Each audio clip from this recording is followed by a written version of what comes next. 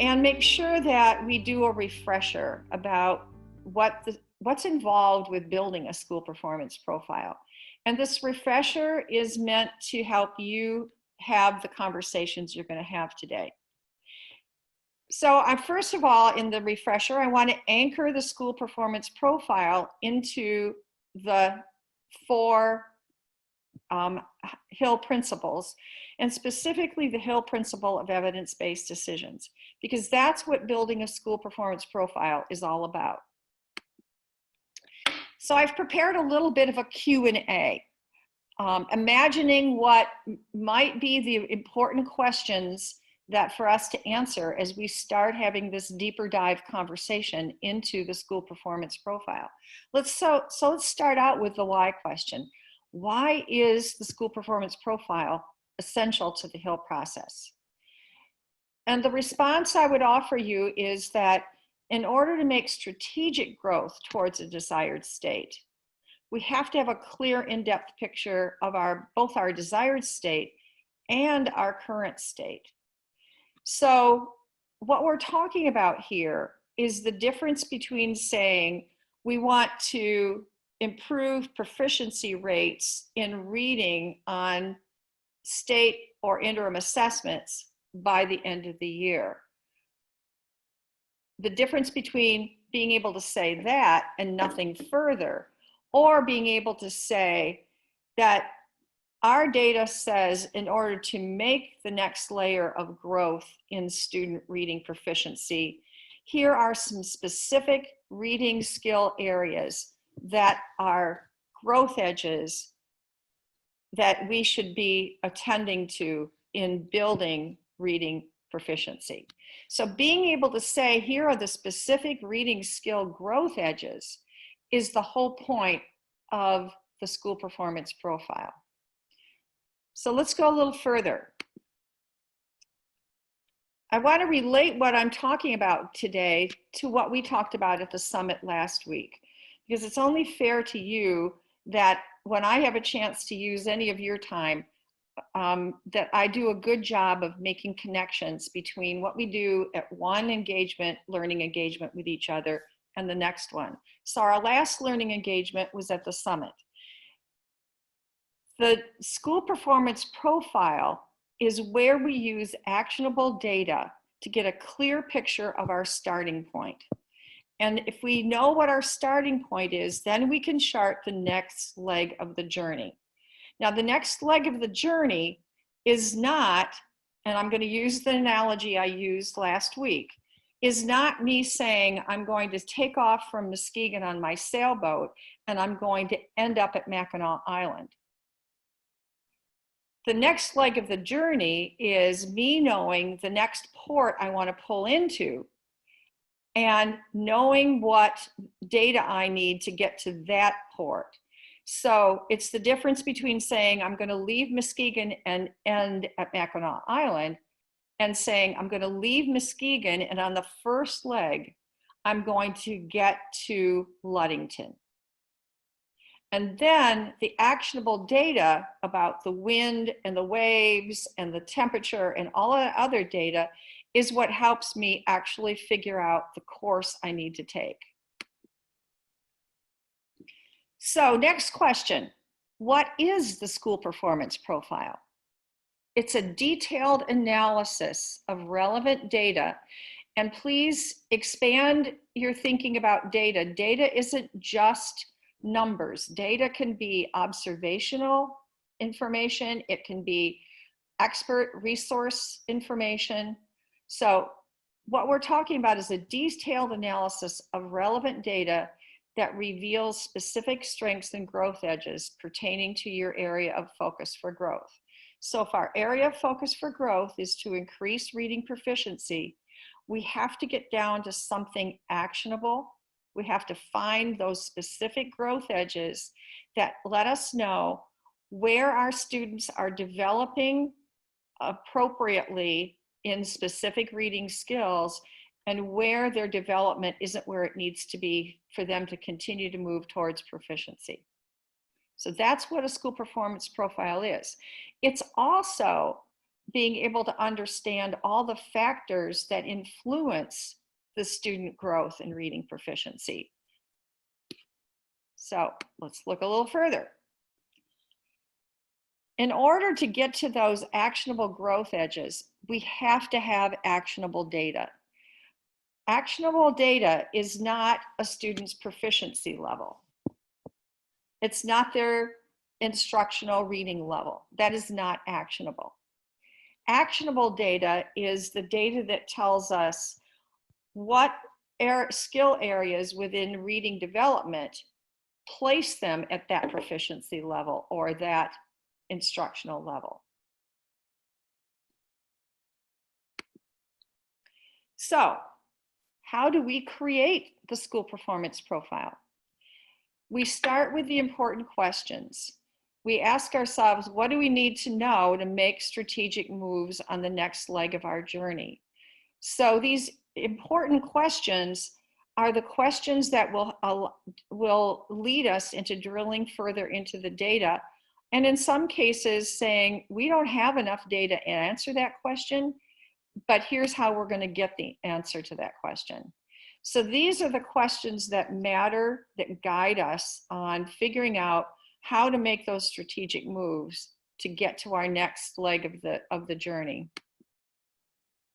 So let me give you some examples of what those important questions are. There are really two kinds of important questions that guide us in phases 1 and 2 where we're developing the school performance profile. One type of question is the questions that help us be really specific about our desired state. So when we say we want to get from Muskegon to Ludington, what specific and actionable indicators of our progress towards Ludington are we looking for? And why are those indicators a critical area of focus for us at this time? Well, it might be that until we get that next level of growth for our students, we don't feel like we're going to be able to work on some other particular areas of growth.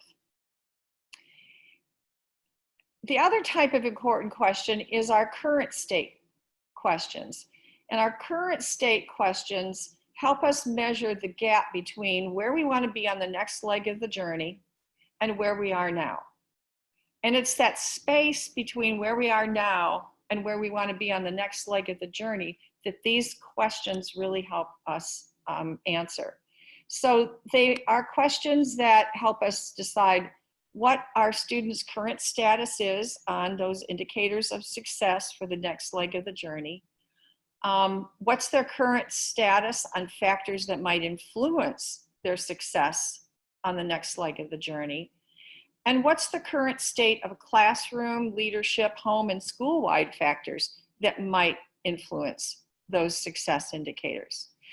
This is what we called the 360-degree analysis of the current state when we talked about back in March, when we looked at the process guide for building the school performance profile. It's understanding not only where students are now, but also how student-based factors and school-based factors and home-based factors play a role in in their level of development right now. So this is all theoretical until we actually have examples. So my job today was to give you some examples. So I'm imagining a school that has decided, maybe even last week when you met with them at the summit, that their focus right now is on student reading development and remote learning engagement.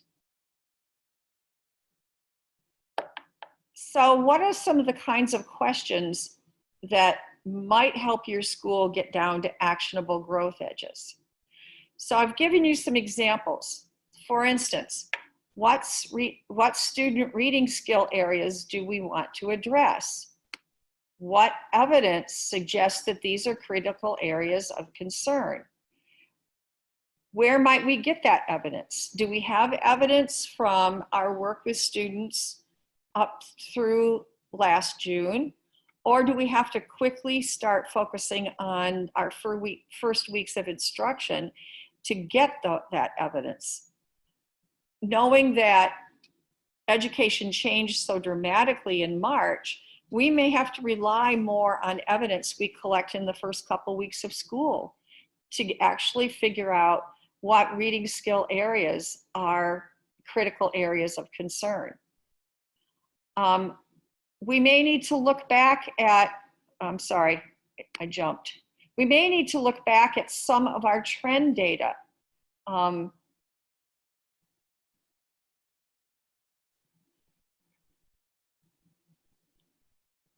For developing proficiency. Before last spring, if we look back, what's been our trend in increasing student proficiency or growing students in those specific reading skills? Do we have data that tells us what our trend is being? Have we been flat? Have we been declining? Have we been improving? What remote learning engagement indicators do we want to address? What evidence suggests that these are critical areas of concern?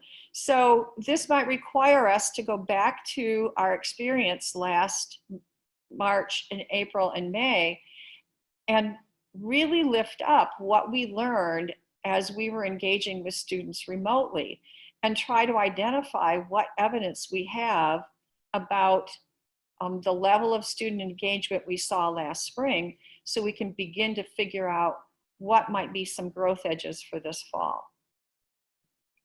Where do we want students to be on the specific reading skills that we are concerned about or the remote learning engagement indicators? Where do we want them to be by the end of this year or maybe even the end of the semester? What student reading equity gaps do we want to address? How large are those gaps? What's been our trend in either reducing or increasing those gaps? What equity gaps did we see last spring for student remote learning? Which ones do we feel we want to focus on and address this, as we go into this school year? Where do we want students to be on those reading and remote learning engagement equity gaps? So this drills down not only where we want students to be overall, but where do we want students to be in decreasing these equity gaps? And then why are these student reading remote learning engagement indicators our priority focus for now? Now, these are just sample questions. These are the kinds of questions that might help you get started in the process for drilling down into the data. These are all desired state questions. So let's look at current state questions.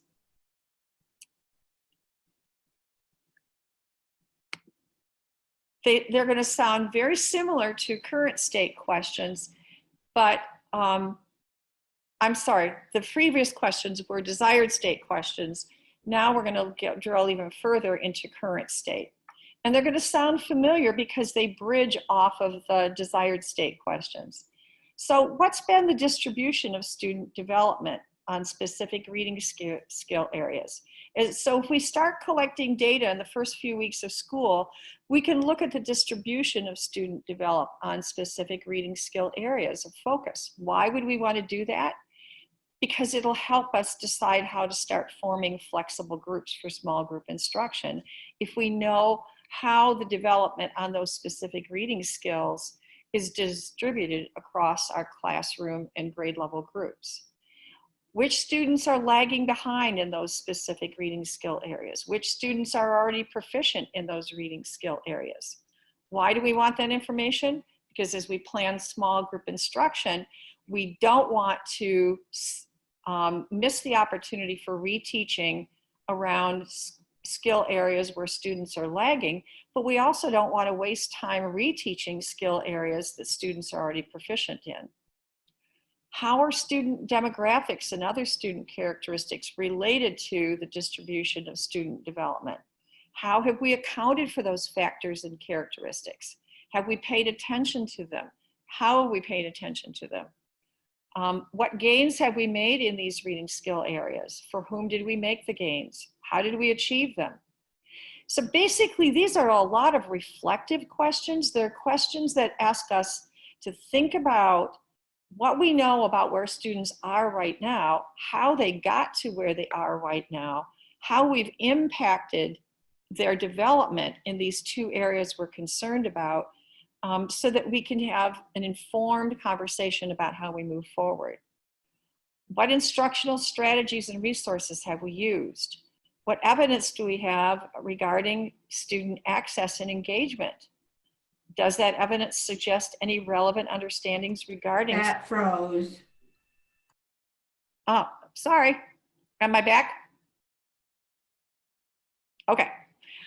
So again, these are just examples. These are the kinds of questions that I could imagine might be important in the dialogue if you're working with a school that wants to move forward on reading development and student engagement in remote learning at the same time.